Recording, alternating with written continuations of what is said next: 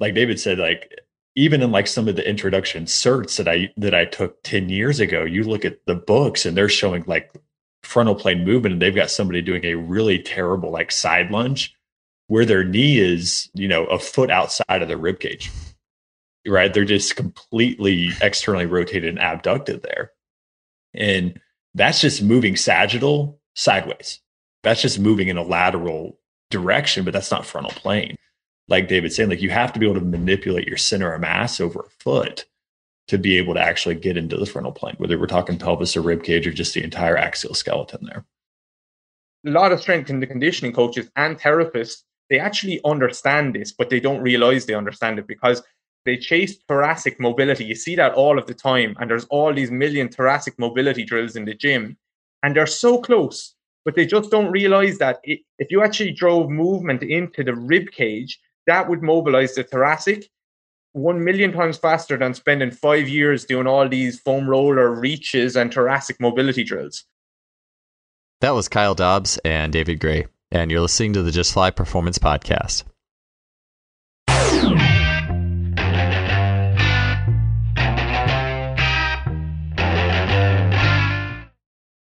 Before we get to the show today, I wanted to mention a really cool item that is available now from our sponsor, simplyfaster.com, in their store. That item is Exogen Premium Wearable Resistance. Exogen is a series of tight-fitting sleeves along with uniquely shaped fusiform weights that strap directly onto those sleeves. So what I mean is you can have shin sleeves, arm sleeves, shorts, and a vest, and you can strap these uniquely fusiform shaped weights that they're light in nature, 100, 200 grams, that strap on in a way that allows you not only to resist movement very specifically, but also add fine-tuned elements of rotation to that resistance. So this is the next level of wearable resistance. You may have heard this from back long ago on the show, Hank Kreinhoff talking about it, to recently Chris Korfist, sprint coach, talking about it. This is the next level in premium wearable resistance. I've used it myself. I love it. I love not only the way it feels and the way you feel form and technique change. It's like combining technique with power. And so often we just think about weighted vests as just pure force, pure downward gravity loaded resistance. This is the ultimate combination of technique with power. And it shows up in things like Chris Korfist being able to take time off an athlete's 10-meter fly by putting the sleeves just on one side of the body, an ipsilateral resistance.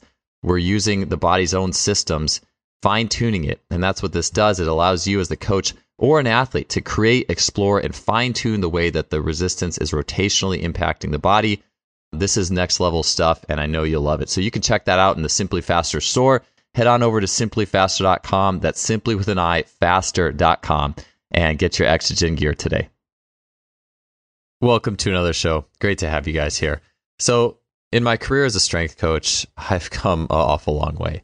Some of the bigger things that I've been really learning about recently have had to do heavily with posture, position, the human body as kind of a pressure system, and looking at how breathing and rib dynamics and all these concepts really play into not just things we see at the gym, but the bridge between the gym and sprinting and cutting and changing direction and jumping. And the greater understanding we have of the human body, the more all this stuff makes sense. And I think we can start to really, truly understand positive and negative transfers, reasons that people are in pain that we may have not seen before, and the ability to help clients on a deeper level.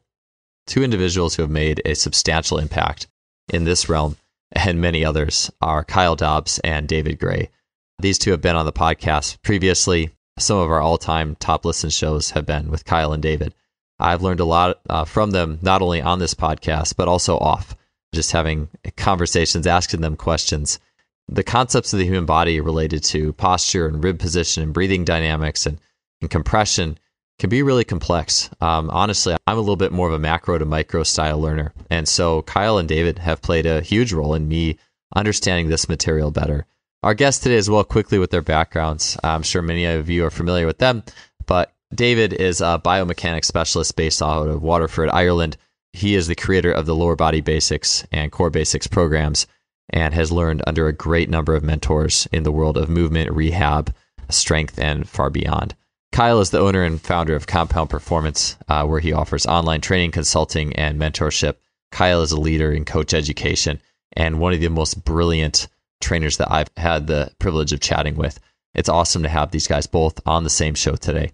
So we're going to talk about a few topics, but really you can encapsulate this show by talking about the relationship of the ribs, breathing, and our positioning with our dynamic movement. We're going to talk heavily about crawling and ground-based work and how the body shifts through that and how it relates to gait and how the breath and the lungs and what you might see will relate to performance. We're going to get into some more extensive talk about like the frontal plane, lunges, split squats, and other ways that we can see running and cutting show up in the gym and just being able to assess athletes on that level. We're also going to get into the feet and how the feet are operating from a change of direction perspectives and a whole lot more. This was a great talk with two really intelligent minds in the industry, and it's always fun to bring more than one guest together on the show.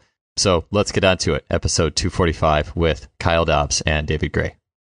All right, Kyle, David, awesome to have you guys on the show together. So this is exciting for me. I always like doing shows with more than one guest, and having both of you on fairly recently, it'll be fun. I'm sure we'll have a lot to talk about today.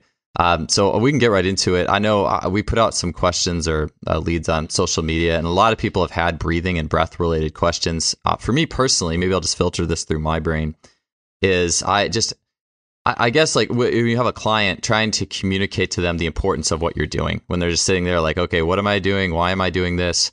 How do we make the breath part, how do we, I guess you could say sell it, but when you say sell it, that means more like it's not actually doing anything. But how do you explain and then sequence the breath and breathing work in the course of your session?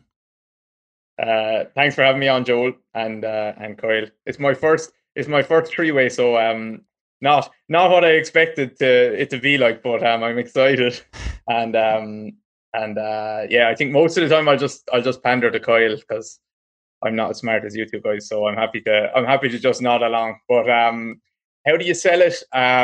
Good question. I think it depends on the client and what their goals are, and that's how I sell anything to them. So the language I use relates to what they're looking for, from what end result they're looking for. So unfortunately, I think most people are trying to build buy-in with their clients by saying this is going to help with your back pain. And actually, the client does not give a shit about back pain, even if they're with you for back pain. They actually care about what the pain is maybe stopping them from doing. So the pain is stopping me from performing at my best, or the pain is stopping me from, I'm with you because I'm in pain, but I'm actually really with you because I can't sprint the way I would like to sprint. So if someone has back pain, for instance, in my world, lower back pain or something like that, as they're running, then the breath work to me, if it's necessary, if I think it's necessary for that client, I'll probably try and explain it to them in the way that, right, here's the rib cage, here's the whole kind of, it makes up a big chunk of your spine, basically. All this segment kind of moves together, and it should be able to move better. And if we can get the ribs to move really well, then the lower back muscles usually get a chance to relax, and a lot more of your rotation and your power will come from the middle and upper back rather than always pulling on the lower back. So that's an example of buy-in for someone like that, or for a rotational athlete. I might even show them some videos and say, a golfer or something, look how their rib cage needs to be able to rotate here. And if we don't breathe well, you don't really have a chance of that happening, because the breath is the thing that mobilizes all those, God knows how many joints that are in the thorax. So for me, I always approach buy-in in a way that relates to their end goal, or what the result they're looking for from. And then the other way, I always have a test and a retest. So I check things quite regularly with my client. So I will show them, or I will ask them to do a test, a squat, a toe touch, a range of motion test on the table, a pain provocation test, whatever it might be. And then we'll try a position or an exercise or a breath, positional breathing drill that makes sense in my mind. And then we'll retest. And if I've got it right, it will be better. It should be better. If it's not better within 5 or 6 breaths, as in not 100% better, but better than it was, then we're doing the wrong thing. I'm coaching it wrong, or it's the wrong position. And if they feel better almost instantly, then that should make sense as to why we're going to continue to do things like this as we progress on. Yeah, I'm very much the same And the same mindset with a lot of the stuff. And Joel, thank you again for having me on as well, and especially being able to talk with David here as well. But I kind of consider breath is the same issue, right? Is if your body from an autonomic perspective is going to prioritize respiration over just about everything else, right? So if you're inefficient with inhalation or exhalation, you're probably going to be also kind of hypersympathetic, and your movement's going to be a little restricted based on that, especially if you have issues moving your rib cage and having mobility within that structure. Because as David said, like, you're talking about just a series of joints and connective tissue from a cartilage perspective. Like, it's built to move, right? Whether we're talking about the sternum, the ribs, the thoracic spine, all of those things. And if you're not able to do that, that will affect your ability to move distally as well, right? When we look at the appendicular skeleton and the scaps and the humerus and everything else. So when we look at kind of those compression type strategies and how you're managing your center of mass or your rib cage in space, if you're in a ton of like thoracic extension, you're going to look at hypertonicity within like the lower back muscles and even the upper back muscles oftentimes, simply because the rib cage is typically going to be forward in space over the front of your pelvis at that point. So you're going to have a ton of compression on the back end and a ton of expansion on the front end. And if you're not able to get into more of a neutral position, you're limiting both your ability to not only flex your spine, but also extend your spine further and leverage that extension for more power. So most of the athletes that we work with are power-based athletes, right? Like, we work with power lifters and we work with runners and kind of multi-directional athletes. And a lot of them need to leverage some kind of extension for power production. And if you're already in an extended position and you're already posteriorly compressed in that position, you don't have any more extension to actually be able to leverage. So we talk with them a lot about getting more of a neutral posture, getting more of a flexion, even more a little bit on the flexion side of the continuum sometimes, so they actually have a larger bandwidth to drive extension when needed or when it's appropriate within their sport or their activity. And from a positional standpoint, like this might be respiration or thorax, but even looking at it from a muscular standpoint, this is also creating a stretch reflex, right? Driving more flexion so that you can get lengthened positions of certain musculature, so you can drive more extension and power output in a shortened position of some of that musculature. So I'm very much with David here, where I try not to talk about pain with a lot of my people. That's gets really murky, and it's really multivariable in a lot of cases.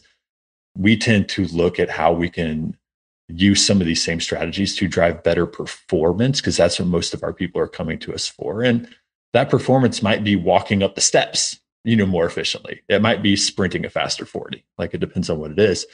And we kind of go from there. And then we just try to manage, again, the fatigue and kind of training volume over the course of the actual training that we're giving people, because those might actually be having a bigger impact on their, kind of quote unquote pain or discomfort anyway.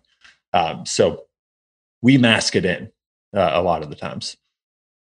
Yeah, I ask because in my own evolution of going through a lot of the breathing drills, like, I've gone to the seminars where I'll come back and like everyone's going to do 90-90 wall breathing. Mm-hmm. But then invariably it's like, maybe one day you just look at these athletes doing 90-90 wall breathing. They're all against the wall. I'm like, wait, why am I doing this with everybody again? Like, what? Because we have different presentations, right? And I have to ask myself and vet, like, why is everybody getting this? And for me particularly, working with, now a lot of my clients are runners, sprinters, like you said, Kyle, power-based athletes.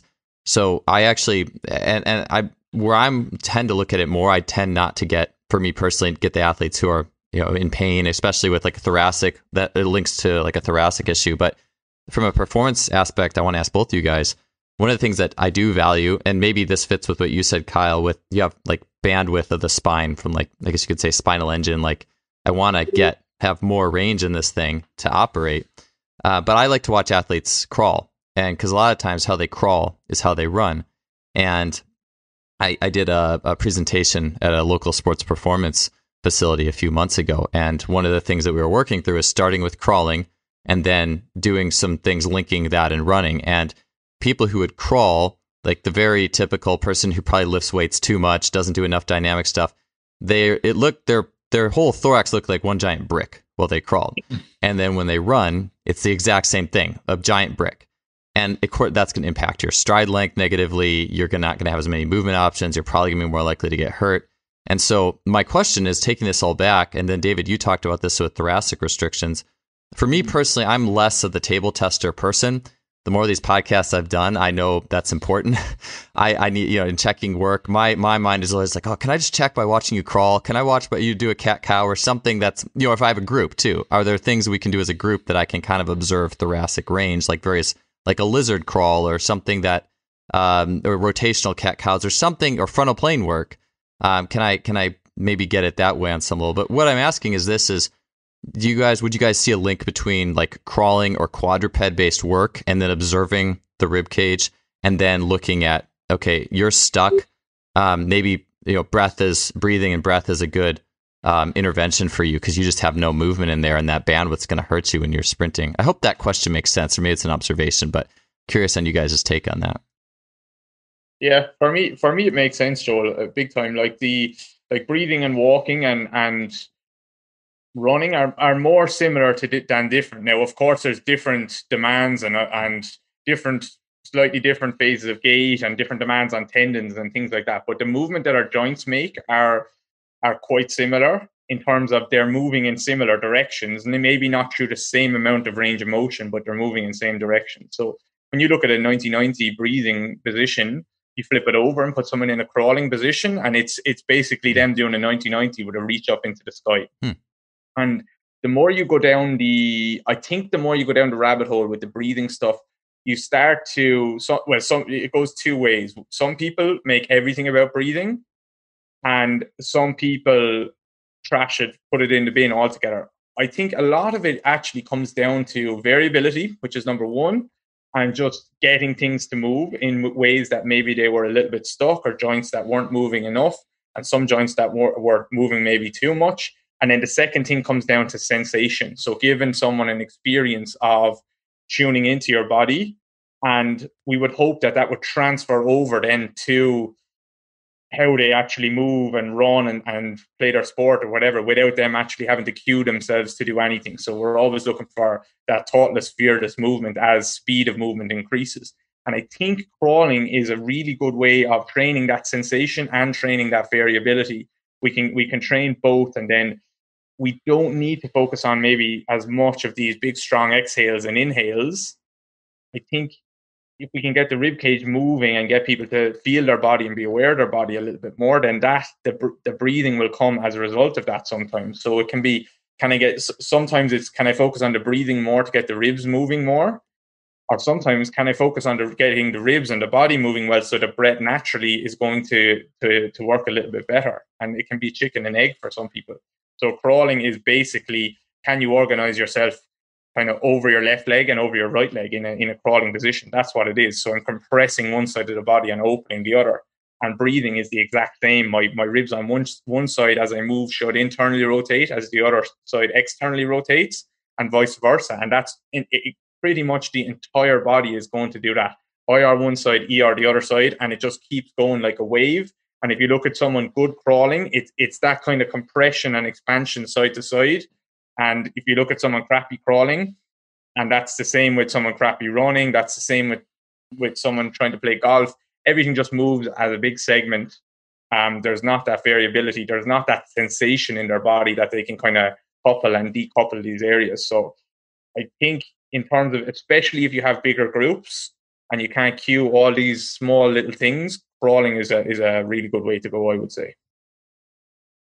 Yeah, I think, just even to piggyback on that, because I agree with all of it, right, is, when I look at the breathing strategies that are more specific to, static holds and inhalation and exhalation, we look at those initially as kind of what David said is, driving sensation and having people just sometimes take a full breath for the first time ever. Like the amount of people that I've had go through that process that have never taken a full exhale ever, like a real one, is pretty high, right? And you kind of see their eyes open up and they kind of go through that like, oh shit, like this is something different. And I think that's a big deal because it lets people just kind of realize maybe what limitations they might have in that area. And that if they can increase their ability or their competency in that area, they can probably increase a lot of performance as well. And, our kind of big goal with that is, we might have somebody do kind of these respiration based exercises for a couple weeks. But we are going to try to make them more dynamic as quickly as we can. And I do think crawling and different kind of locomotive strategies are a great way to do that. Because what we're talking about is, especially with people, the people that we work with that are super sagittal, it's like what they cannot do really well is move reciprocally, right? They don't alternate at all. Even when they walk, they pivot their entire body, as they walk, like they can't disassociate a rib cage from a pelvis. They can't rotate femurs. They have sometimes even limited hip flexion, hip extension because of their pelvic position. So when we look at putting people kind of in that crawling pattern, if that's something that we're going to do, that forces them to do it because it also forces them into a different pelvic position. It forces them into pushing their rib cage away from the floor and driving a little bit more posterior expansion, right? When they go through that process. So I think when you look at the carryover and you look at like that contralateral shoulder extension and hip extension and that contralateral shoulder flexion and hip flexion, those are all gait inspired things. And those are all going to be things that are kind of going to drive, like David said, kind of coupling and compression from one side to another as they go through that process. So with big groups, with the ability to assess or the inability to really assess everybody one-on-one, that is a good strategy. And, we run into that because all of our clients, every single one of them is remote right now. So we can't do table tests. And if I was working with people individually, that might be something that I do. But at the end of the day, if somebody is exhibiting, compression strategies or whatever we want to call it, you'll see it in all their movements. Like I can look at a body weight squat and be fairly certain what their push-up is going to look like and what their toe touch is going to look like and what their overhead flexion is going to look like. And I could probably guess what their ISA is from that as well, and have a good idea of what their gait looks like. So again, these things, we look at kind of primary assessments as far as like ISA for respiratory strategy and gait, and then secondary assessments as far as kind of active movement, just to see how those things are representing themselves and presenting themselves across kind of the bigger patterns that we're going to be training. And that allows us for better exercise selection, whether that be specificity based or variability based, within the programming that we're giving these people based on their goals, based on their abilities. I like what you said, Kyle, about guessing ISA. This was back like 7 years ago. I was reading, I think it was Triphysic Training or something, but it was talking about like estimating what our max is based off of bar speed. And I believe maybe even talking about being able to estimate bar speed without actually seeing it, like as a skill. And I just think about skills that we develop as coaches that we don't necessarily need a number for, and that we can see. I could see you doing this movement, and I can just kind of tell how everything's fitting together. And I think sometimes defining those skills that take time and practice is important. When my kids go to bed at night and I sit outside the room, I'm reading like a story of it's like sort of Red Cloud, some like a Sioux war chief, and it was amazing what the Indian like youth could do before they were age 16 from a skill perspective. I'm taking this off the rails, but I just think it's so important to like have stuff that you can say, yes, I can hang my hat because I've developed this skill over time and observation. So I do want to ask you about markers of compression. I'd like to get to that. I feel like I'm just going to take this deep down the rabbit hole, and I don't know how many questions we're going to get through, but I've been interested in this topic, and this piggybacks off of some other podcasts that we've done lately. But before I get to that, you guys mentioned, the reciprocal nature and the ribs internally and externally rotating. And most breathing drills, at least to my knowledge, are more bilateral in nature. So just curious how you guys would reconcile that with something that's alternating. Is there positions where you could be focusing on, or does that even matter? Like a bilateral breathing versus we're going to see this reciprocally in gait? Go ahead, Dave. They're I don't know, are they bilateral in nature, Joel, if you're coaching them well? So to go back to table test for a quick second, the table test is mostly, to be honest, like you're saying, when you get a good eye, the table test is really for the client more than you. So it allows them to see something and feel the range, and then you can retest and show them, look how much better that is, especially for someone who has maybe poor kind of proprioception and can't feel that as much through an active motion. And that's big for my buy-in. If you're coaching your breathing drills well, for the most part, especially after that initial phase, if someone is very, very if someone has like both sides of the rib cage that are really up and both sides of the pelvis that are really forward, then that would be more of a bilateral breathing drill just to get everything to come back. But as soon as possible, you need to get both sides of the body doing opposite things. So even if it looks like I'm in a bilateral position, like a 90-90, I'm probably cueing someone to exhale and compress one side and inhale and expand the other side. And that is where the magic happens, because airflow is actually what allows us to, one of the big things that allows us to shift side to side in the frontal plane. So to get my weight onto my right leg, my weight onto my left leg, if I cannot get expansion through the right side of my rib cage, I won't be able to get my weight over on top of my left leg very, very well. So you could say that there's muscles on the left side of my body that pull me over to the left. There's muscles on the right side of my body that push me over to the left, like a glute max on the right side. But there's also airflow that needs to go into the right side of my rib cage to push me to the left. So whenever you can, once you get good at coaching this stuff and seeing where they are compressed through the rib cage, they need to be compressing one part with the exhalation and expanding the other part with the inhalation. So half the rib cage, that might be the front or the back or the side, but I need to think of I have an exhalation side of my ribs and I have an inhalation side of my ribs, and I might not need to coach that if I put them in the right position, which naturally just closes off a part of the rib cage, or I might coach that if I don't want to get too advanced and I just say, right, here's what's going to happen, and I want you to feel more tension in your left abdominals, and now when you inhale, keep that tension there, and it's naturally going to go to the right side. So most breathing drills, I would say, once you get past that, like everything is up and forward, are unilateral, or are both sides doing the opposite thing if you do it right. Yeah, I would agree on that as well. And that's where you're looking at it. You might have somebody doing a 90-90 drill, right? And reaching with one arm and then showing like shoulder extension with the other arm to kind of close that side down, right? And I think that's where you're going to see things that kind of resemble gait a little bit more. Another drill that I'll do with a lot of people that is visually very unilateral is like an adductor drawback against the wall, which will kind of drive lateral compression strategies. It will drive, IR on the front flexed hip. It will drive ER and extension on the back leg. And allow for kind of the, again, extension and or internal and external rotation of the rib as you're kind of reaching and drawing back through that process.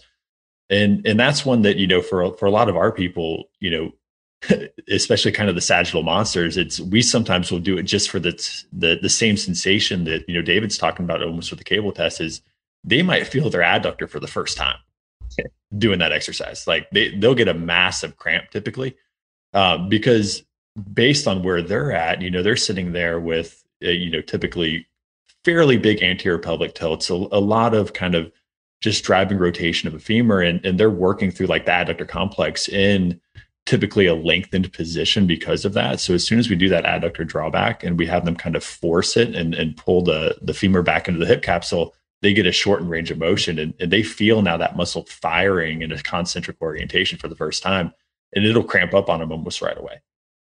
And, that's, again, like we're not using, pain as a measurement there, but that is a proxy to them for just kind of, the light bulb moment where they kind of realize like, oh, I'm not using this quite as much. I'm not leveraging this quite as much as I think I am. And that could be, again, based on their actual stance width on some of their lifts, or again, just kind of their pelvic and femur positions, or a combination of both based on the strategies they're using to drive, force.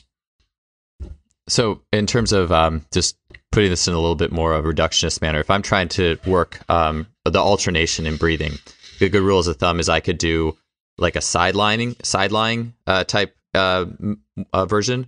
And I should put these in show notes too, like the 90-90s, the adductor sideline. So people listening, just check out the show notes on justflysports.com. I'll make sure I get that in there. Or if you're on your back doing like a reach that would open the side of the reach. And then if you said extension, so that'd be the arm behind you, like pinches off that one side.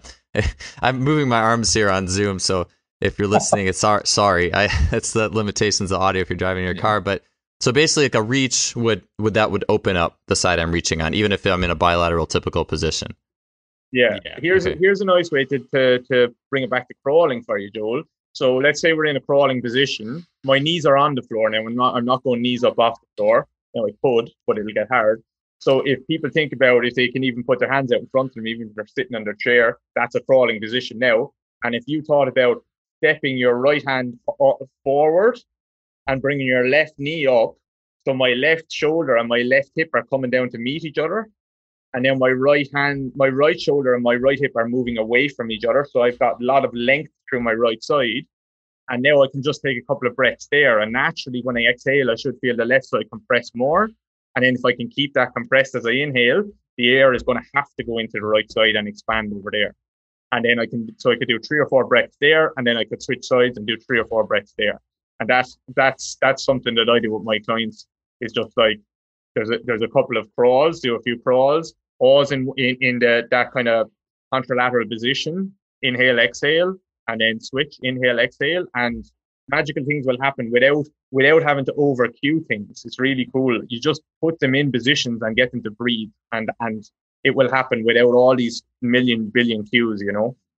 I love what you said about the table test too being more for the client, because I think that's really empowering to the coach. It's empowering to me because like I said, my mind tends to be more like, just give me a big complex thing and try to figure it out than going into the details. At least I'm oriented to. I do tests it from time to time, but I mean, it's empowering to me because I just like observing motion. Like I like observing a sprint. I like observing a crawl.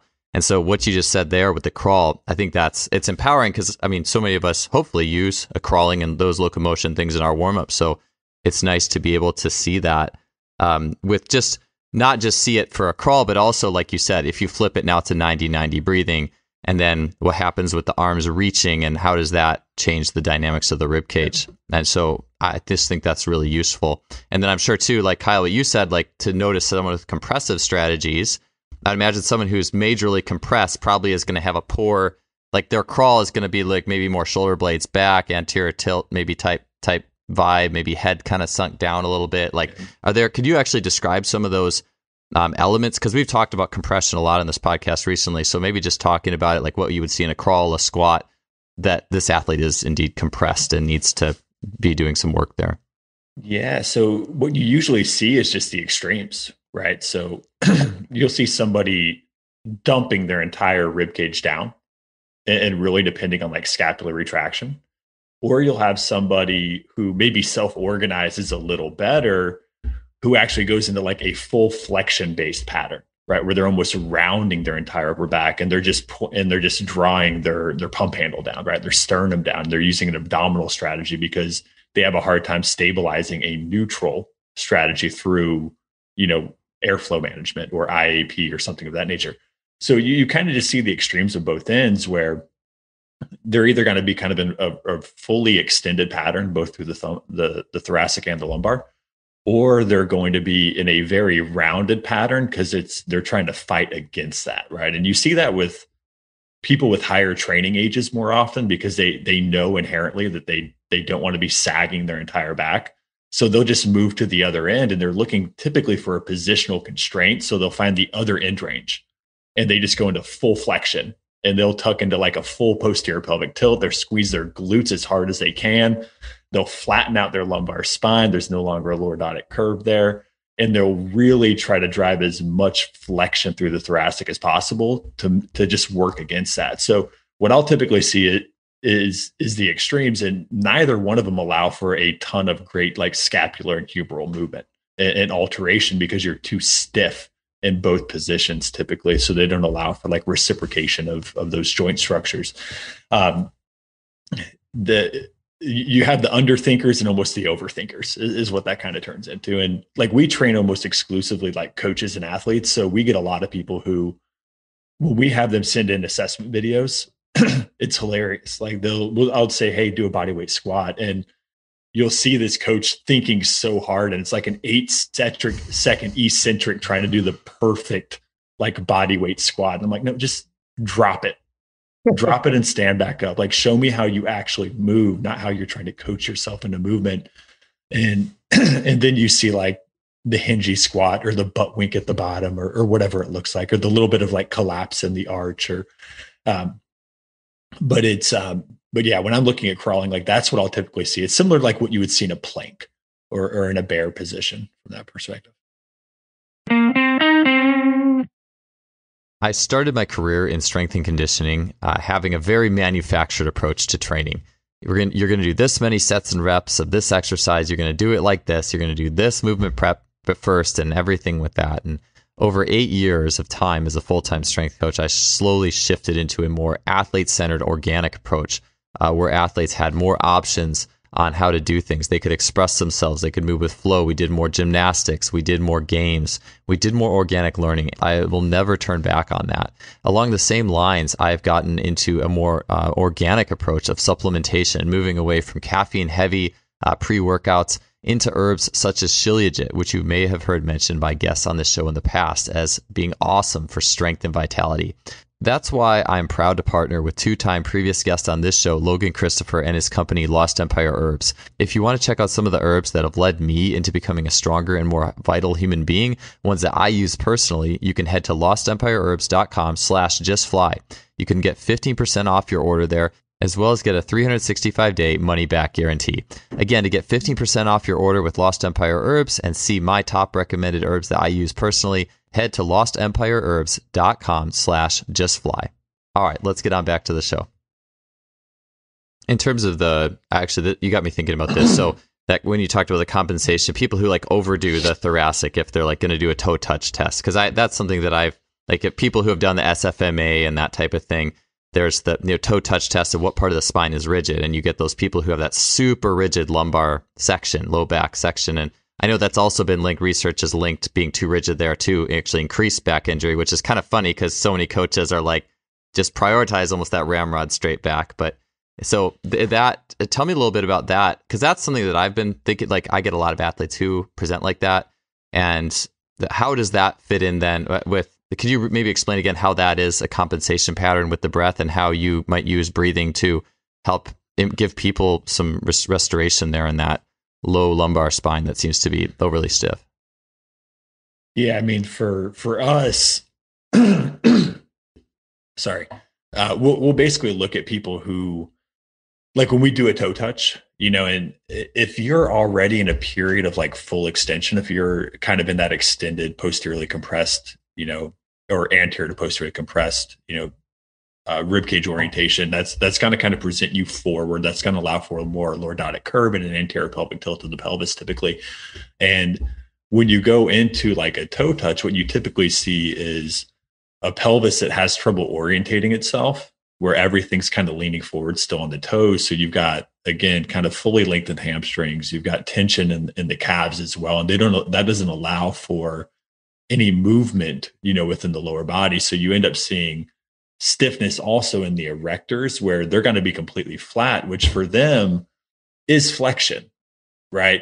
When you look at the natural curvature of the spine, you've got a lordotic curve there. So if you see a flat lower back, you're actually talking about flexion relative to a starting position.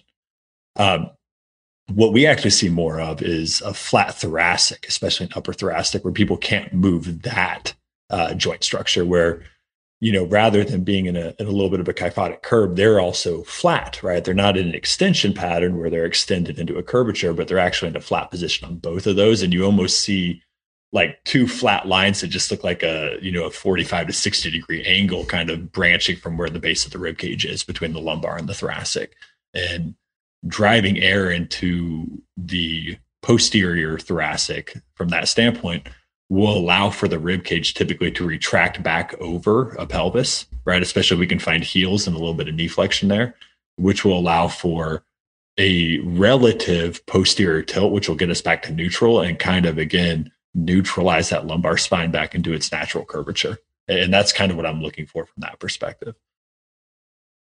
David, do you have anything to add to that? Actually, quickly, just what I got from that too is if someone does have that stiff low back, they need to be able to retract their rib cage on the thorax, get air into that rear thorax. And so just my own summary of that before I pass the baton to you there, David. Yeah, no, I that's pretty much it for me. It's not that's not a mystery. I usually see too much movement around the lumbar spine, and not enough around the thoracics. Oh. And even someone, I always get this like messages on Instagram. Oh, what if someone has a quite kyphotic thoracic spine? You'll still see big chunks of it that just don't really move. It's just kind of pushed there, but it's still just stuck. It doesn't really move very well. Or someone, you'll see it when they do their toe touch, that like a lot of the movement comes from just one area, and there's not this nice even curve coming throughout. And just to go back to something that Kyle was saying about, you see both extremes. So people are trying to get back into this kind of retracted rib cage position, but they end up just really overly flexing everywhere, or they're trying to get into this extension position. And so in the crawling, like the chest just drives forward, or else they'll flex down into it. They can't maintain this relatively neutral position. The way I look at that would be, you're trying to get them to get the ribs moving, and they're using like, it's almost like a fake strategy where they move through the spine to make it look like the ribs are moving and achieve the position that you're looking for. So in my mind, I think of it as they're using the spine to drive movement into the ribs, and we want to use the ribs to drive movement into the spine. They're two very, very different things. So we want to get the breath to drive movement into the ribs, which drives movement into the spine. And the people who can't do that, they'll fake it by just flexing and extending through some parts of their spine, and it looks like that. That's where you'll see a lot of people. I think that they don't quite understand what they're doing, and they think that, oh, I was told by my coaches 5 years ago to lift my chest up when I lift, and now someone told me that compression at the back of the rib cage is bad, and I need to expand that and keep my chest down, and they'll flex down, and neither of them are what we're looking for. You're not using the ribs to drive movement and regain that neutral-ish spine, so the hips and the glutes and all these muscles can actually start to work very well. So two very different things. Internal rotation and external rotation of the ribs should drive movement into the spine, not necessarily the other way around. I like that, the rib first mentality, because it's almost one of those hidden things. I think it's so easy to just look at the spot, what's the spine doing, and because that's like the big obvious thing. I mean, I know I'm guilty of that. I know even for me, like if I do that toe touch test personally, like my low back compared to my upper is a little bit stiff. I've had a lot of swimmers who are in the same boat, and for me, I can make my low back round, but I know as you're talking, like I know I'm cheating to do it because I'm a really good compensator. So I'm just making my spine go before my ribs go. So if that was the case for me, this is why I got you two guys on here, so I can fix my back and my breathing. So if that's me and I want to do a ribs first mentality because I'm stiffer down there, do I just need to spend like time in like a quadruped breathing drills, getting air into my like posterior thoracic area or something like that? Like how do we modulate that breathing strategy to say ribs first, like this first, and then everything else following? You don't necessarily need to be in any particular position, Joel. It's just about understanding the positions we're looking for, and understanding then and taking that with you. So you could take that with you to a split squat and all of these things. And if you're actually breathing well and you're teaching, bracing is not a great word, but you're just teaching yourself to be in the position and understand what that feels like, then you can go and move, and that's fine. And that movement 22,000 times a day of the breath actually coming in and out of your body is driving motion into your spine.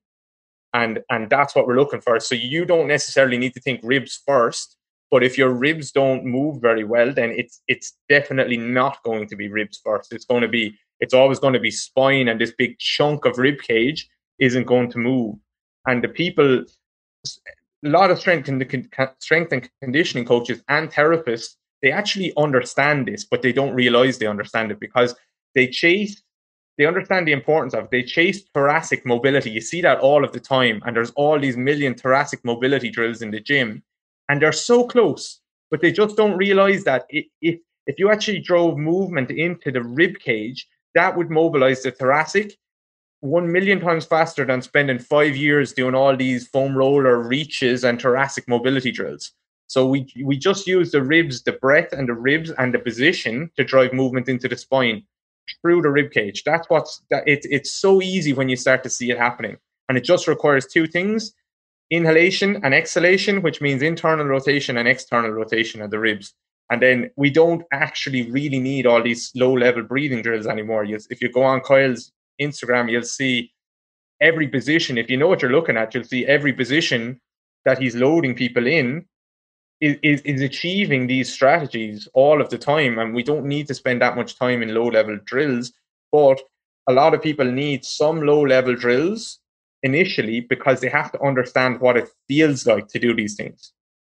That's such a good point. I was just talking on the podcast that'll go up before this was talking about like a lot of coaches love to do like single leg hop and stick drills for like, you know, for their athletes, and they keep doing that. It's like, this is our basics, but you can move beyond that. Like you can, once you can do it, like you're good.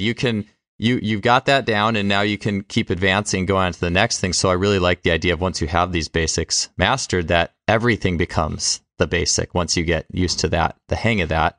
I want to ask you guys a little bit more about that in the sense of there was a user question on frontal plane, and that's something I'm interested in too. And I think this can be a very performance grade question as well. I'm working with 2 sprinters right now whose acceleration first few steps out of a 2-pointer, the blocks, could get a lot better because they don't have a lot of frontal plane usage. They actually aren't being able to toss their momentum back and forth between feet super well, so they end up really narrow out of the gate.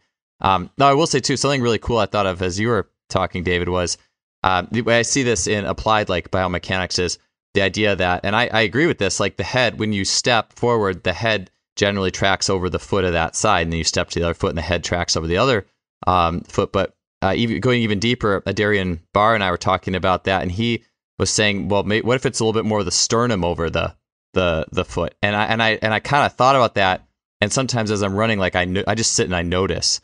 And I notice it's really my rib cage that's actually feeling like it's moving. If you move your head intentionally, you might just start swaying your head to the side, and that's your compensation.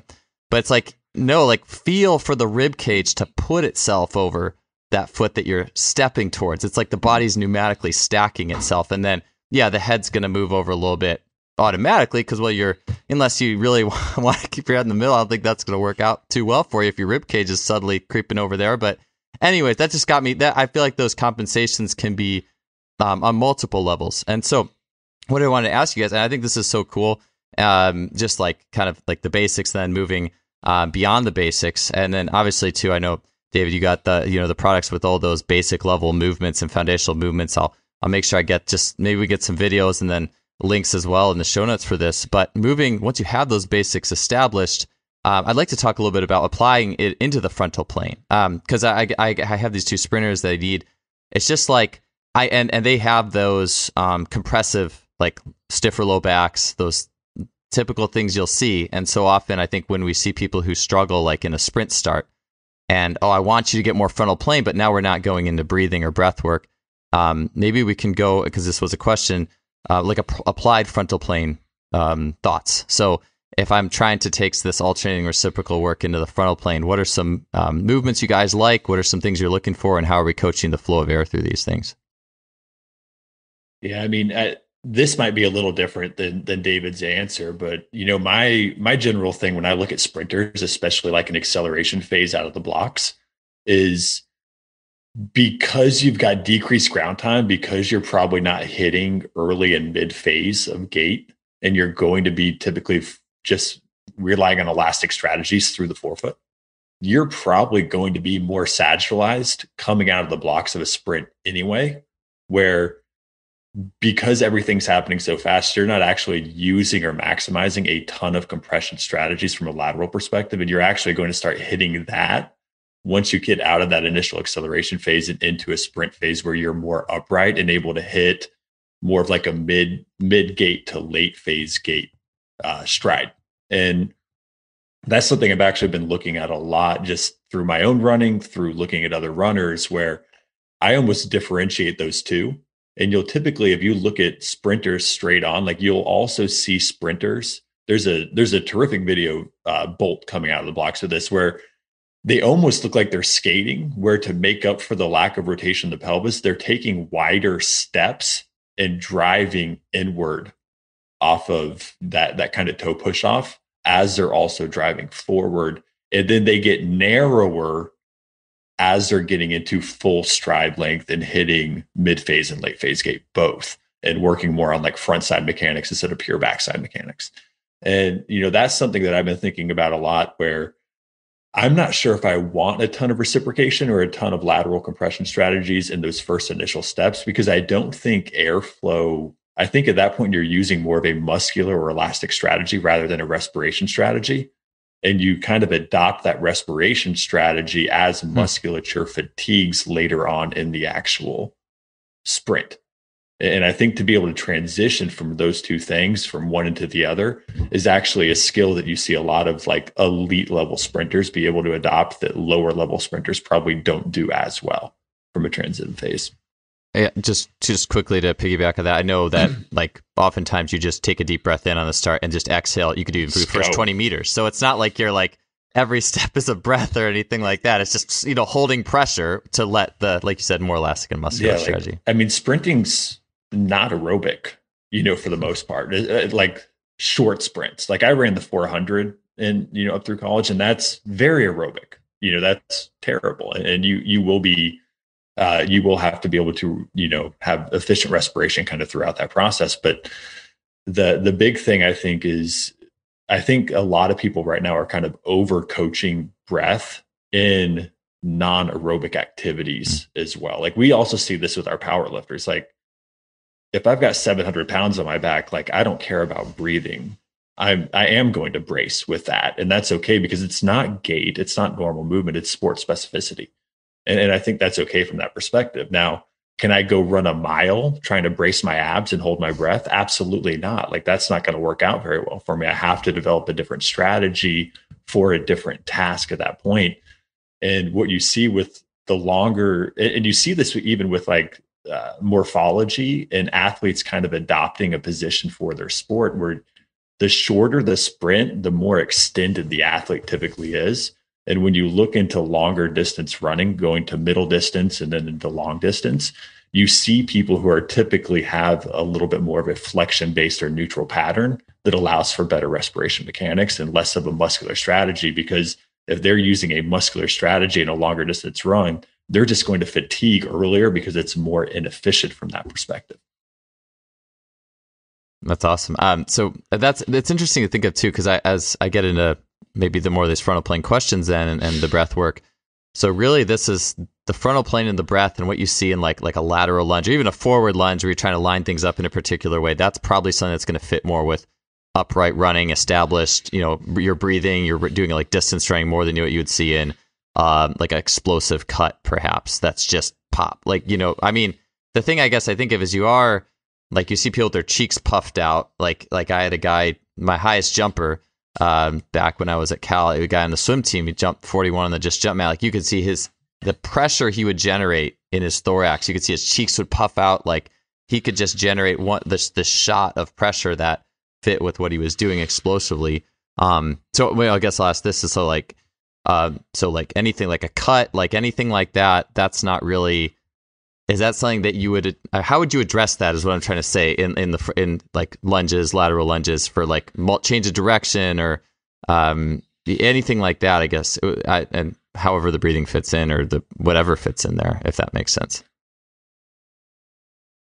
I think that's going to be a little bit dependent on the athlete's ability, because again, when you look at high level athletes, like their ability to self-organize and cheat that system is really high sometimes. And if I'm working with a high level athlete, I don't always want to change their ability to organize that and be efficient within that, because there's other factors besides just biomechanics when you start looking at morphology and everything else. Like a lateral cut or a change of direction from somebody who's 6'9" is going to look very different from somebody who's 5'9", right?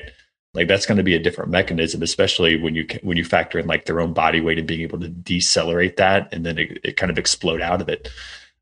So when you kind of look at this factor, like I do think if you're looking at lateral movement from a frontal plane context versus forward propulsion from a frontal plane context and reciprocation, I think that's where you do probably, in my experience, find a little bit of pronation, a little bit of inside edge, and a little bit of internal rotation so that you can drive more external rotation extension through that leg to get a better change of direction, right? Because if you're going into that lateral cut and you're already supinated or you're already in ER, well, you can't drive further supination and further external rotation because of that. You have nowhere to go. Like, it's the same thing when we talk about thoracic extension and driving more extension. If you're already at bandwidth, you're just going to compensate somewhere else at that point. You're shifting the impedance of it. With that, actually, maybe this would be a good segue too. We talked a lot about breathing. I do want to ask you guys a little bit about maybe that first layer of like applied breathing drills. I do want to get maybe if we have like, let's say 15 minutes left, maybe we can cover that just like first layer, like in terms of we're getting off of our backs or side laying or quadruped, like getting up into basic movements. Maybe it's a squat or a lunge or a half kneeling or whatever it is. I'd be curious where you guys would take like the breath and breathing beyond that. And then I would like to get into some of that stuff with the foot and the pressure in that, because that is that's something I wanted to get to with the feet. Maybe the last little 10 minutes we can chat about the foot a little bit. So, David, you had mentioned that with, and David, I'm going to have to go back to lower body basics in light of all this too, because I like to tie that into crawling and everything else. That's like my language is crawling, just to tie it to crawling. And that's like, that's how I read. So, but anyways, so moving beyond, like, what would be like the first, like, are we talking like just a squat? Are we talking, I guess we talk crawling, a lunge, like what are some, like, I guess you could call it second wave management techniques of pressure on some of these other drills that you guys are looking at? Yeah. So I think with, just to go back to the frontal plane, I kind of put up a short. I was doing a coaching call with a coach. Shout out to Robbie there in Cork. But we were talking about the frontal plane, and I said in it, it's the most important plane. And I was kind of laughing about it, and I also said you can't really say that because they all depend on each other. But it kind of is the most important plane, because if I can't shift side to side, people can talk about breathing drills all they want and talk about getting the ribs down all they want, but if I can't actually shift my mass side to side on top of my left leg, on top of my right leg, my ribs are always going to have to come back up at the front, and my pelvis is always going to have to come forward, because I'm almost falling forward because I can't create that side to side motion to move my body forward. So we have to get that frontal plane, and we have to train that frontal plane, and that's the plane that is massively neglected in the gym, I would say. Hugely neglected. People think they're doing frontal plane work when they start to throw in things like Cossack squats and stuff like that. And yes, you're working, and I have no problem with that, with those drills, and yes, you're working maybe more frontal plane muscles, but if you don't have your center of mass over on top of one leg, then you're not really working the frontal plane. So it's what we think is frontal plane, really, if you want to look at it, it's not, because I can see someone who cannot abduct one leg or one hip or adduct the other hip or whatever, and then they can do these Cossack squats and it looks perfect. But as soon as I try to get their pelvis over, just like you're saying, the head over the foot, and do a drill in that position, then they can't get there. They actually cannot get there, or they just compensate massively to get there. So frontal plane is hugely important.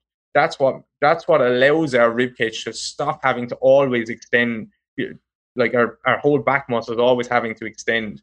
So the head over the foot thing is an interesting one to me, because of course the head should be over the foot or somewhere close to that when we move, because otherwise, if it's being left behind, that means my vestibular system, there's a problem there. So my eyes have to be on the horizon, and if my spine is going to laterally flex, side bend over my left leg, my neck is going to have to laterally flex back to the right to keep my eyes on the horizon, and I should be stacked over my left foot.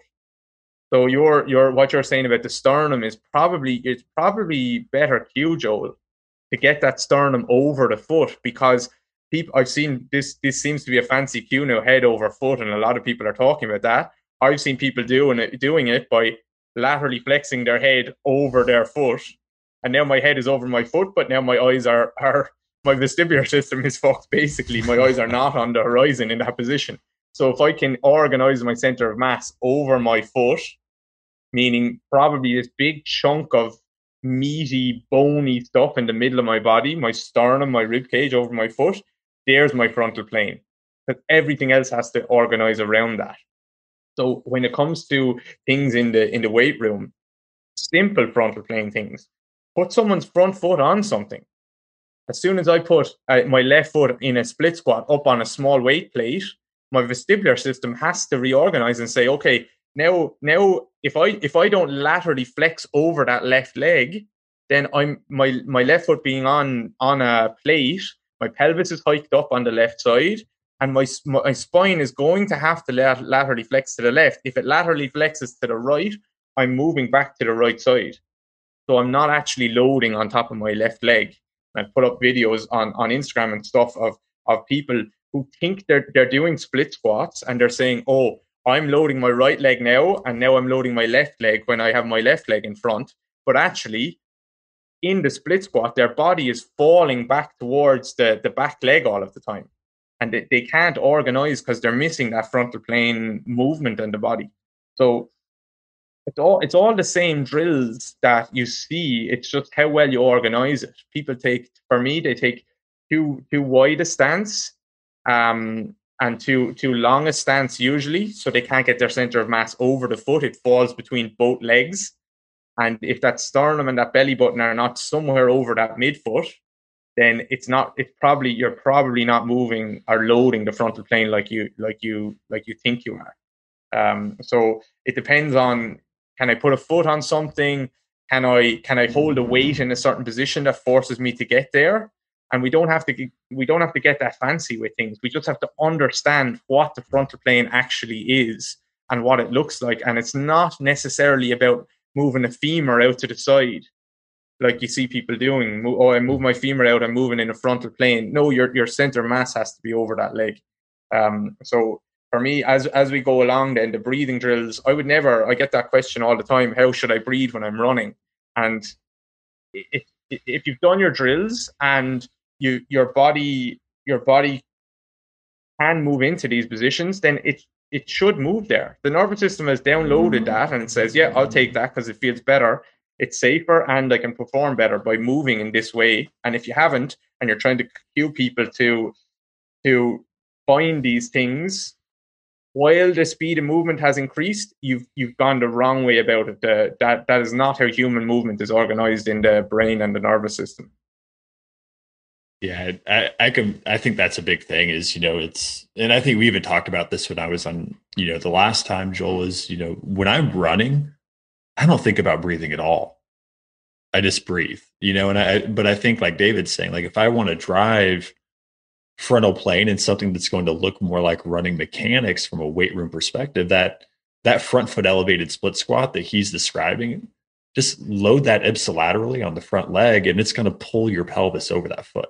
It's going to pull your rib cage over that foot. It's going to drive more lateral compression on the side you're holding the weight as you're going into like deep hip flexion on that side, and I think that's where, like David said, like even in like some of the introduction certs that I took 10 years ago, you look at the books and they're showing like frontal plane movement, and they've got somebody doing a really terrible like side lunge where their knee is the entire, a foot outside of the rib cage, right? They're just completely externally rotated and abducted there. And that's just moving sagittal sideways. Like that's just moving in a lateral direction, but that's not frontal plane. Like David's saying, like you have to be able to manipulate your center of mass over a foot to be able to actually get into the frontal plane, whether we're talking pelvis or rib cage or just the entire axial skeleton there. It cracks me up though that this industry, I mean, at least parts of this industry have managed to make everything sagittal plane. Because if you look at how do you coach the split, the lateral squat, it's always push your knee out, like for whatever reason.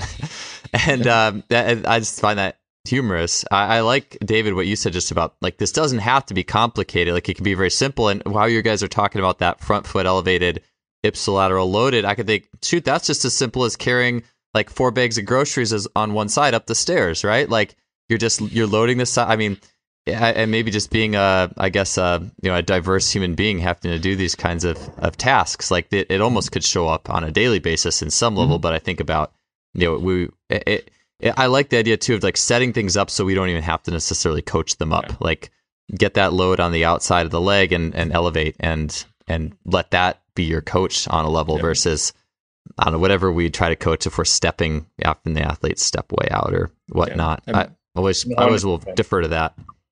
100%. If you can set up the right drill and you can help your client understand foot pressure, so roughly where the weight should be in the feet,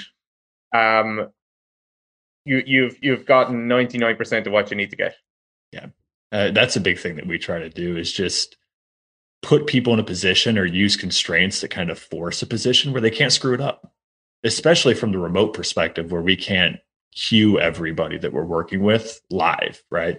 And different split squat variations or heel elevations on certain things, or just even how you're loading a weight, right? Because as soon as you're holding a weight in either hand or in front of you, or, you know, on your upper back, you're changing your center of mass at that point, right? You're redistributing, you know, the actual weight that you're holding. So just giving people different loading options to drive where their rib cage is going is going to be a really easy strategy. Like if somebody is posteriorly compressed, front load them. If somebody has a hard time getting a pelvis and a rib cage over an instep, load them ipsilaterally on that side, right? It'll drag them over there. They'll have to adjust to it. And I think that's a really easy strategy that almost any trainer can probably start looking at when they're working with their clients. That's good stuff. So on the spirit of the lateral movement in general, I do want to talk about foot pressures and directions. Before that, though, there was a couple, just quickly, there was a couple of people who had asked about plantar fasciitis. So now we're totally shifting gears a little bit, but I did want to get to this before we close out. David, you were the person who actually really, truly helped me get rid of my Achilles stuff that bothered me for forever by helping me mobilize my calcaneus. And you were talking about how you've done that and been through that yourself. And since that, I've been able to notice that in other people. It's helped me to actually alleviate Achilles issues in others. But the thing that still I'm a little more confused on is plantar fasciitis. How are those related, different? And just, more than one person asked that. So I'm curious on you guys' take on that versus maybe Achilles issues. Yeah, you don't have to look at it too differently, I would say, Joel, to Achilles, because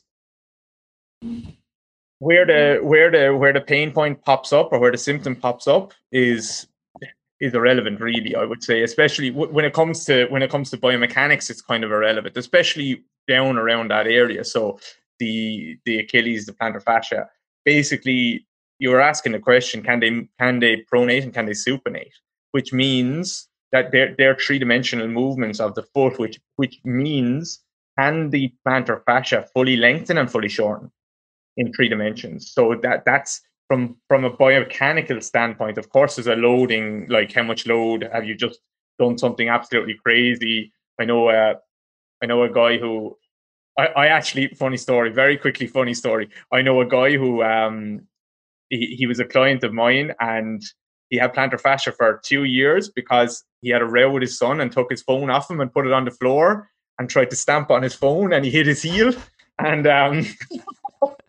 and he ended up with plantar fascia problems for like 2 years. So I can't really call that a biomechanical thing, because he just spiked his load instantly, and his anger got in the way of it. So that would be more about a nervous system that just got a massive shock, I would say, and a trauma to the area, and it's about reintroducing load into the system. Now, the best way of doing that is to start to mobilize the feet. So just like with your Achilles, the first question you have to ask is, can they get their heel to plantar flex? So the calcaneus, can it plantar flex and dorsiflex? So basically, if people want to think of that, like the pelvis in the sagittal plane, can it anterior tilt and posterior tilt? The heel should be able to do the exact same movement. If it can't do that, that means it can't really stay on the ground, and the heel will lift up too early when they walk. And when the heel lifts up too early, the midfoot can't actually load, and they end up pushing into the toes. And what you'll see with people with plantar fascia problems all of the time is that, a lot of the time, I shouldn't say all of the time, is that they race into their toes way too quickly.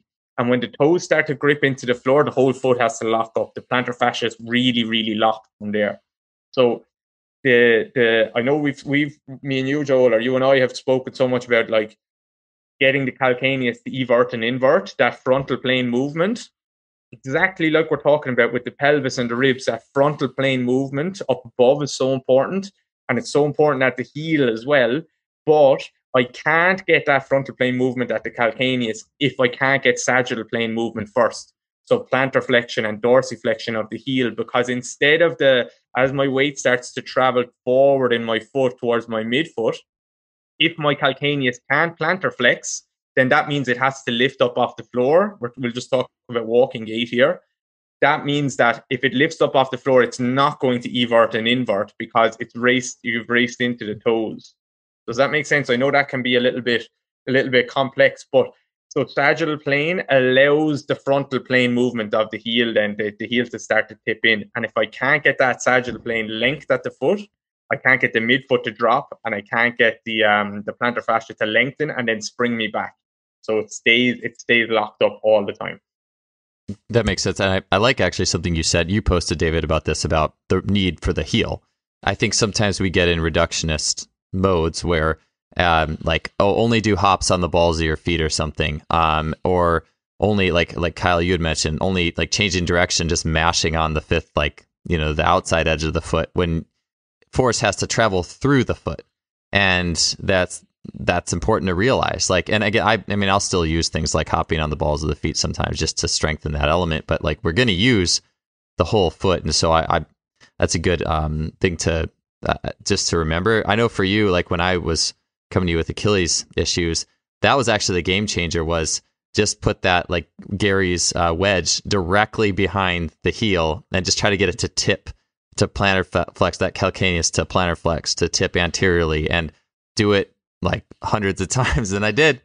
And that was, I guess that's the gateway, right? Sagittal, unlock sagittal, and then you get lateral, and there you go. Exactly. And then when you go and do your hopping drills, and the drills where we definitely don't want you on your heel, the heel is still, and the midfoot as a result of that are still moving better from your simple little drills, just like we're talking about the breathing drills earlier. Your spine and your rib cage are now moving a little better and can accept a little bit of load and help you organize. It's not that I'm thinking, Jesus, now when I'm changing direction playing basketball, I need to exhale. No, we've done that work, and now it's there in your body. Your nervous system has downloaded it, and it's going to use it. So go balls of the foot all you want for the hopping and all of these drills, but if the midfoot has been mobilized, you're sweet. It's gonna help your Achilles tendon work so much better, because the Achilles now can get that little bit of recoil as well in it. But if the heel is locked up, this frustrates the life out of me, that people, when we have a problem around the hip, people would look at the tissues of the hip and the pelvis and say, oh, can the hip move in external rotation, internal rotation, flexion, extension, all of these ways? Can the bones actually move? But when we have an Achilles problem or a plantar fascia problem, they don't say, can the heel move? They just say, how strong is your calf? So if it's good enough for one area of the body, it's good enough for the other area of the body. So the only question then is, do these people actually think that the heel should not be able to move? Because if they didn't think that, if they understood the heel should be able to move, they would check, can the heel move, especially when it comes to tissues that attach to the heel. Yeah, that's I mean, it's really interesting too to think about, because I've thought about this, what's happening when you're just doing a ball of the foot hop as well, which you mentioned, that the rest of the structures can be involved. And I like the idea of just there's basic fundamental movements, motions that should be in place. And that's where I know you have, I think, 3 levels of basic, you got lower body 1 and 2, and you just came out with core basics, I believe. I mean, I'm sure that's that's the basics. You should be able to do X, Y, Z, and then it'll just go with you. Like you said, ball the foot hop, that heel motion should be going with you. And mm-hmm. Exactly. Yeah. So that's my rant for the day. I'll leave Kyle go from here. You set it, we teed him up. So I love the rant. No, I think that's the big thing, and I like how David presents it, where not every exercise has to be everything, right? You can bounce on the balls of your feet without having to worry about your heel if you have mobility in your heel and you've done the other things. If you do have the ability to evert and invert when appropriate, and I think from that perspective, it's just we're looking at drills that are really aimed or focused on different tasks. and trying to make them into things that they're not sometimes. And you've got yielding strategies, you've got overcoming strategies, or whatever you want to call them. And you've got times where you want more heel movement and times where you don't, based on your contact with the actual ground and what's happening from a force production perspective. And I think when people can't differentiate the intention behind what you're trying to do based on the environment and your task, the bad things are probably going to happen, because you lose all context of the movement itself or the drill itself from that perspective. And you start trying to apply it across the board to everything. And just because something works in one scenario doesn't mean it's the end all be all strategy for everything else. So speaking of applying things to everything, maybe we can do a 5-minute drill for this last, just like portions of the foot, pressures of the foot, feet being turned in or out on things. Maybe we can take it from this as Kyle, you mentioned just like a cut step. And Darian Bars mentioned this, like there's always time. You always have the flow of time that dictates pressures moving from the inside edge to outside edge back to inside edge. And could you guys talk briefly on, maybe we could start with the idea of the cut step and the flow of force across the foot, but really just preferential pressure on inside edge, outside edge. What does you guys take on that type of thing when we're looking at athletic movement? You want to go first, David? Or do you have this one, Kyle. This is we're in murky waters here. So this could have been the whole show. So I just threw it in there at the end. No, I mean, I think it's just kind of just what you described, right? Where and what David just described really well is your foot is got a ton of bones and a ton of joints, a lot of muscle and a lot of fascia within it. So whenever we're like, if we're treating it like a brick and we're trying to find, either the outside edge or the inside edge on every single thing we do in isolation, we're not appreciating the dynamic nature of the foot.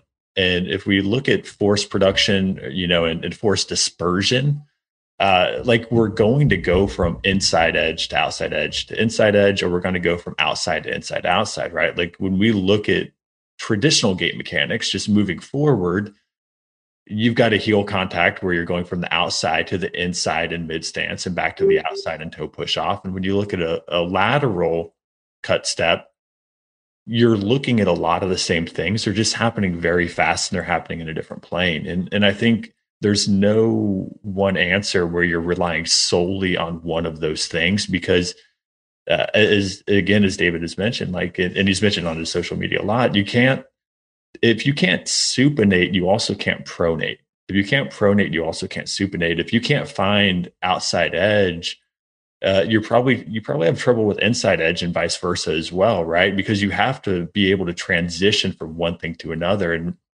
when you look at anything gait related or movement related, statically and not as an appreciation of the transitions from one place to another, I think you're doing a huge disservice to just movement of biomechanics in general from that perspective. Because if you're constantly on your outside edge, like where are you coming from? Like how are you propelling yourself in either a lateral or forward direction from a propulsion perspective?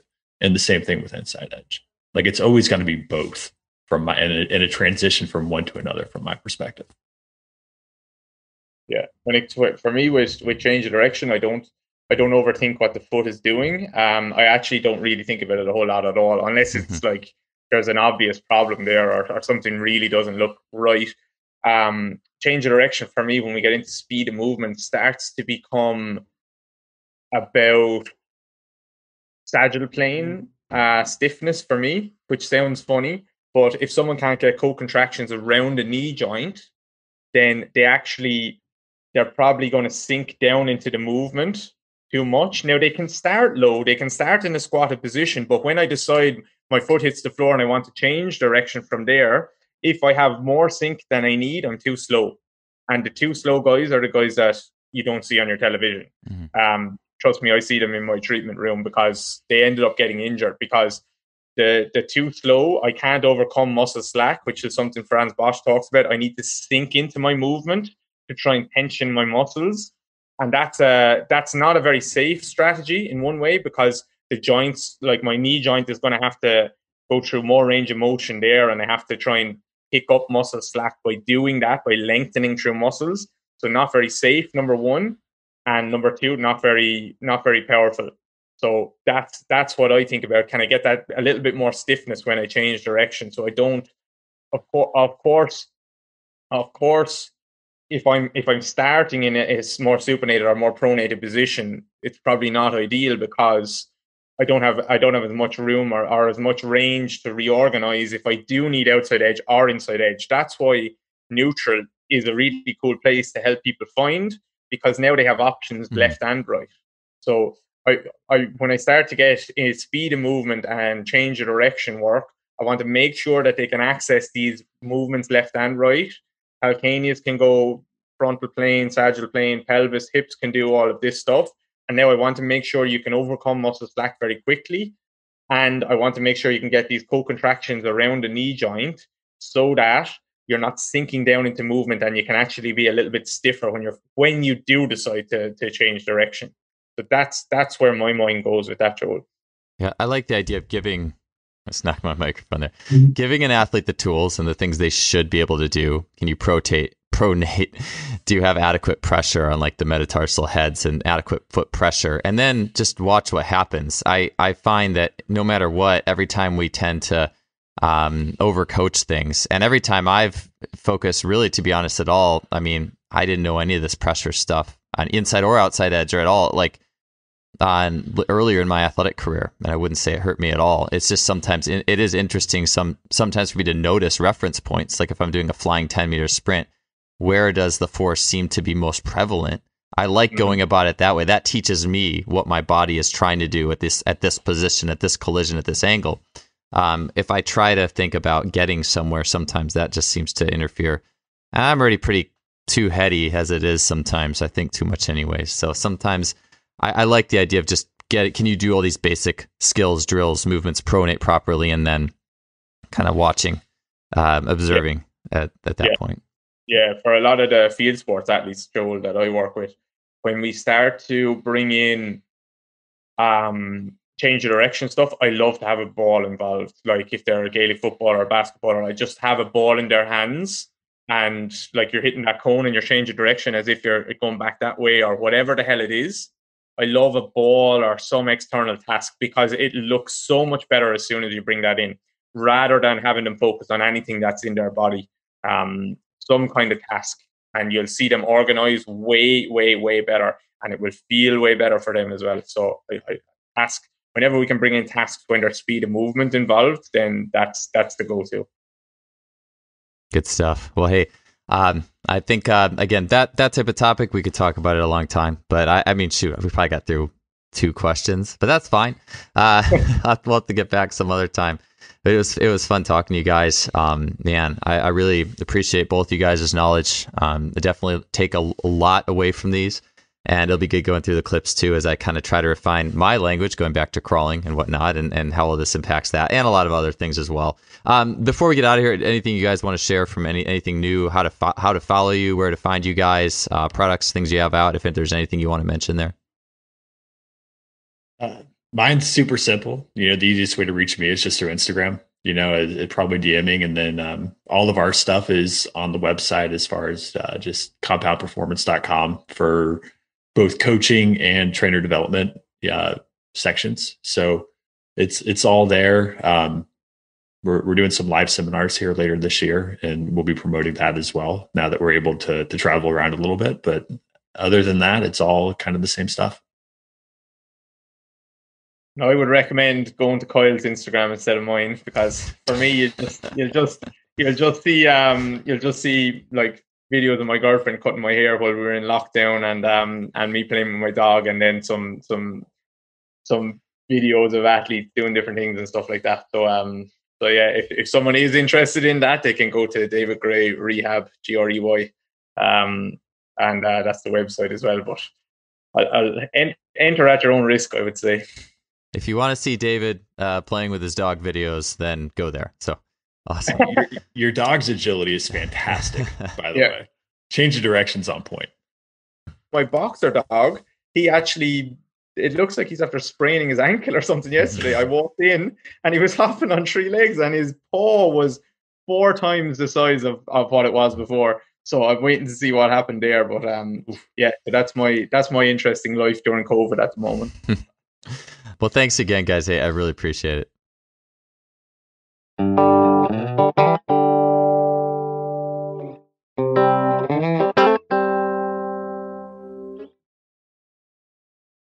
That wraps up another episode. Thanks for tuning in with us. We'll see you next week.